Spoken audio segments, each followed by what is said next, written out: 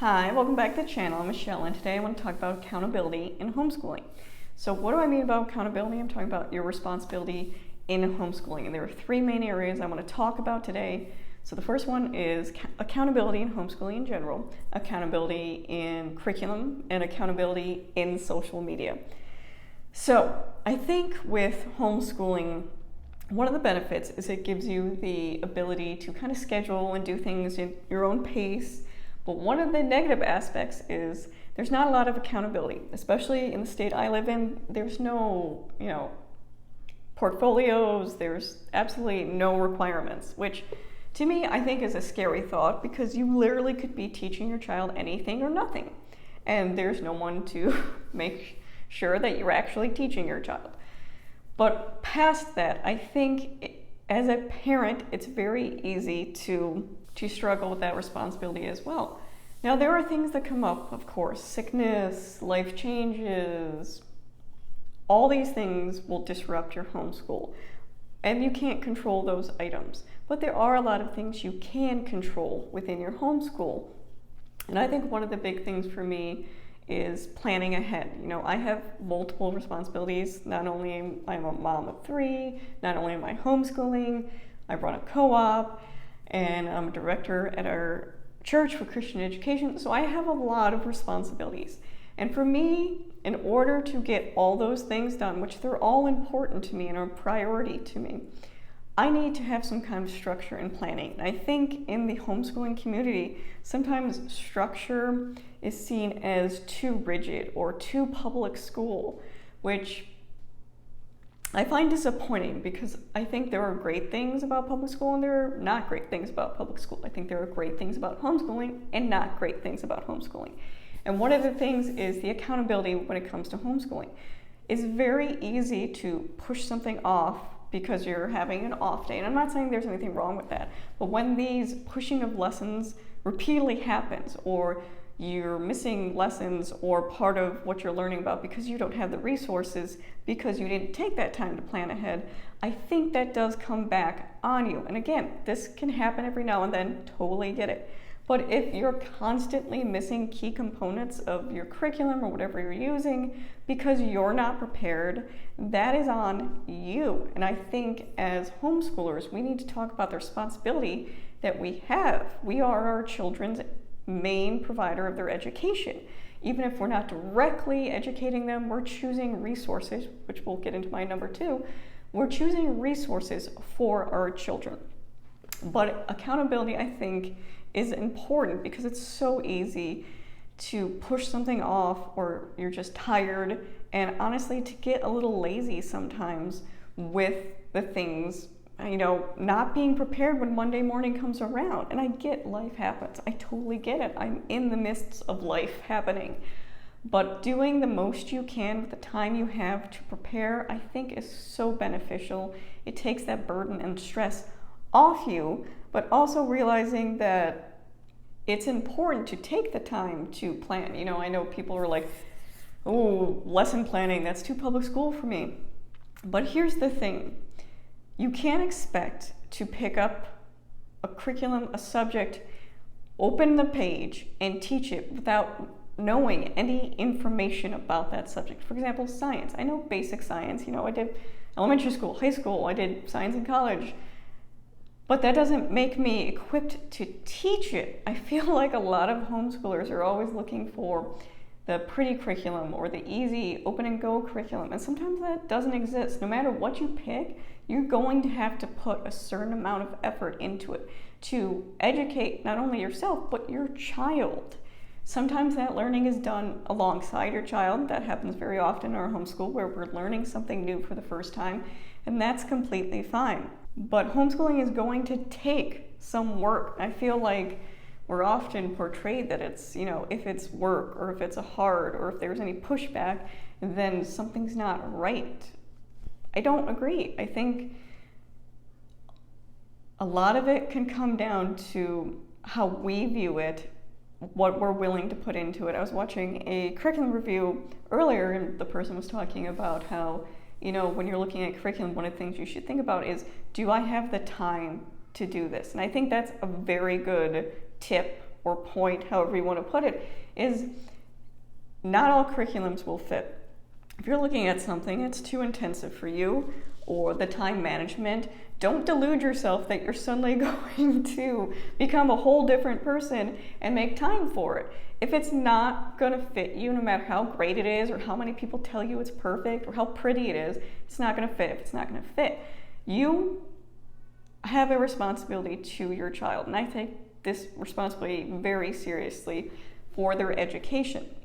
And I take this very seriously because I know the impact education can have. I'm not just talking about, economically speaking, that if you're more educated, you're more likely to make money, that type of thing, or go on to higher education. I'm talking about the ability of education to mold who you are, to change your perspective on things. And I think this is an area in homeschooling that some people, that scares them. The idea that different perspectives or different ideas being introduced is a negative thing. Which gives me into point number 2 is accountability when it comes to choosing homeschool curriculum. Now, again, I can only speak for myself and how I do homeschooling in my house. That doesn't mean I'm the, absolute right, perfect.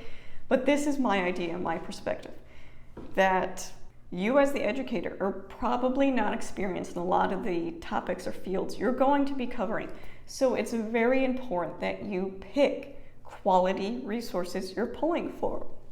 And I talk about this in how I choose curriculum and how I evaluate curriculum, but this is not something I think that's very popular within the homeschooling community. Looking for resources that are well educated, well researched, based in fact. And I've had comments before talking about the most important thing isn't whether or not the information you're sharing is true or factual, but the most important thing is that it fits within your value system. And that is something I don't agree with.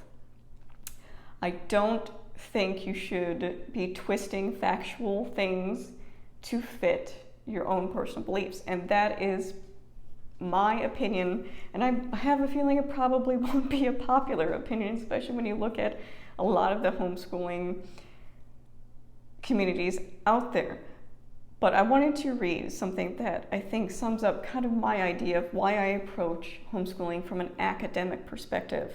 So I was reading the parent manual for the Clay Thompson Mud Trilogy, which is a language arts curriculum.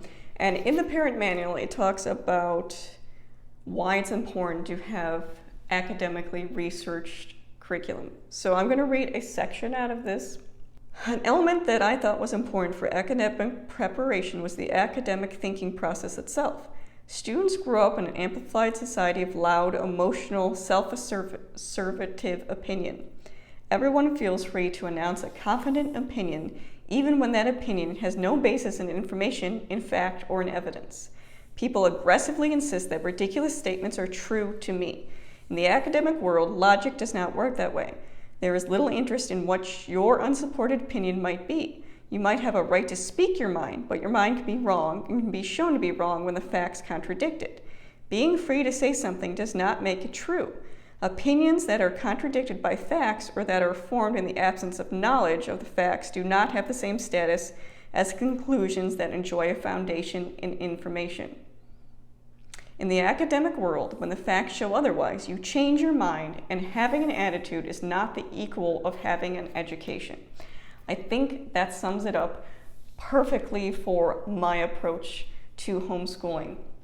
That you need to have well-researched, based in fact, and yes, I know there are things like when you look at history, there can be a skewing of facts. That's why I pull in multiple perspectives, multiple resources when teaching things like history. But science, we are definitely fact-based science here. And we do talk about in science, educated guesses, how scientists become or get these theories and things like that. But if you are pulling resources, like I was watching a video last week about the mom in the video was explaining how you can make money as a stay-at-home parent, which I knew as soon as I watched this that I was going to be like, oh. But one of the things she talked about was how you can put unit studies together in 20 minutes and sell them to people. This would be a perfect example of a not good resource to use. Do you really want to base your child's education on a unit study that somebody took 20 minutes to write. 20 minutes. No. And I understand there are, supplemental material you can use if they need a little practice on something, but so much of the homeschooling community is full of people bringing out these curriculums that aren't well researched, that aren't coming from people in their fields of their education, or just people pretty much doing book reports. And I have an issue with using resources like that. I'm very picky of the resources I use in my homeschool. And I know that kind of rubs people the wrong way.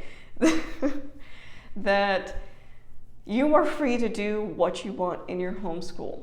But here's the thing for me. I think education is a child's right. That every child has the right to a quality education. And in homeschooling, sometimes people are more interested in making sure their child sees the world exactly how they see it, or they perceive things exactly how that parent sees it. And that's not how I want to raise my children. I don't want to make little carbon copies of myself. I want my children to do better than me, to go out in the world and learn new things with an open perspective. One of the things we teach in our homeschool is things like honest history. What does that mean? A lot of people are very hesitant to teach their children about difficult subjects such as, the treatment of Native Americans, slavery, internment camps, like the list can go on, right? There's a lot of atrocities going on in history. A lot of people shy away from talking about that, or even just talking about social justice issues in general with children, especially young children, because I often get this, they're too sensitive or they're too young to understand. I totally disagree with both those statements. I think you can talk about difficult subjects in an age-appropriate way. There are resources out there to talk about it, but I think people shy away from that because they don't want to burst that little bubble that the world is perfect for their children, or they want to keep them kids as long as possible. And I understand that mentality, but you're not ruining your children by telling them that people are mistreated in this world for biases that people have. Why is it important for me to teach my children that at a young age? Is one, they're going to grow up with biases no matter what you do. The environment you grow up, you'll naturally have bias. For example, the area we live in is heavily white, the only religion you're going to find out here is mostly Christian. So that is the environment they're growing up in. And if we never talked about anything else, different races, different cultural backgrounds, if we never talked about different religions, my children would have absolutely no exposure to any of those. And that's what some people want in homeschooling. Honestly, that's what some people want. They want them in a bubble to learn exactly what they want them to learn. I don't want that for my kids. I want them to not grow up in a bubble. I want them to understand there are many differences, and it's not the differences that divide us, but to appreciate the differences, and that because somebody can have a different point of view does not make you right or wrong, that you can appreciate and accept people for who they are without it affecting your own personal beliefs or ideas or thoughts, which is a big one. So that, and the idea of my child's too sensitive. I have two very highly sensitive children. And are these topics difficult to discuss? Sometimes, yes, but I think parents often shy away from them because they are uncomfortable talking about the subject. Because let's face it, most of us aren't educated on a lot of the social justice issues. One of the things we did last year in our homeschool was Little Justice Leaders social subscription box, which was highly beneficial, highly suggested. Check out those videos, not sponsored at all. But it talks about, there's a part where it gives a parent resource where you can learn more about this issue and resources to teach your children about it. And then on top of that, every single box was, what can you do? If people shy away from talking to kids about this because they feel like they're powerless. Kids have a great amount of power. And if they're raised from a young age to realize that they have the power to change things, they will grow up and become world changers, instead of growing up in an environment that's completely bubbled off. And these are the adults we see that don't understand how racism affects, just lawmaking, how systemic racism exists. There are adults out there that deny it. I know that's completely true because I've had them comment in my channel on my videos. Those things exist. I want my children to understand the difference between equality and equity, that everybody is not treated fairly, that they will grow up in a world that is unfair, but they can themselves, even at the age of 6 and 10, make a difference in this world, that they have the power to change things. And educating myself on those matters and then educating my children on them is extremely important. But that's what I see as my responsibility as their main educator. It's not just learning your math facts and learning to read. It's becoming the people they're going to be. And I'm not here to tell them who they're going to be. I'm here to support them in becoming the person they're meant to be. So that's why I think choosing resources is so important, why I think we need to be taking a more academic approach to our resources, or at least looking at the authors of these unit studies or curriculums and the companies in themselves, and really have a critical eye and stop just picking up the thing that's popular on Instagram and looks pretty. Which brings me to the third one, and that's accountability in social media. Now this, I think, is aimed both on content creators and both as viewers. So as content creators, I think there's a lot of fakeness on social media. And not just fakeness, but a holding back. So people really aren't expressing their true opinions or their true selves. And so, for example, I was watching a video a couple of weeks ago, and the mom was talking about how this was the first grocery haul she shared where she didn't take items out before filming the video because she didn't want people to judge her for feeding her kids certain food. Which, who has the time to sit there and judge another mother on what they feed their child and actually make a physical comment like, oh my God, really? That's where we come to. And it made me think back. I was like, actually, now that I think about, because I do enjoy grocery hauls, I do have grocery hauls on my channel.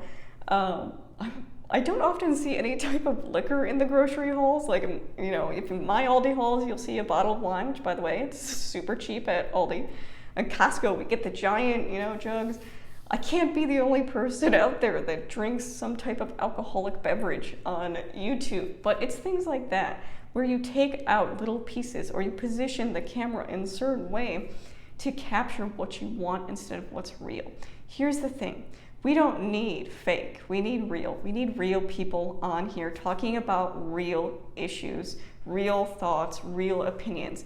Does it always go over well? No. I get a lot of negative comments, but I also get a lot of really positive comments about people who feel acceptance, who enjoy my content.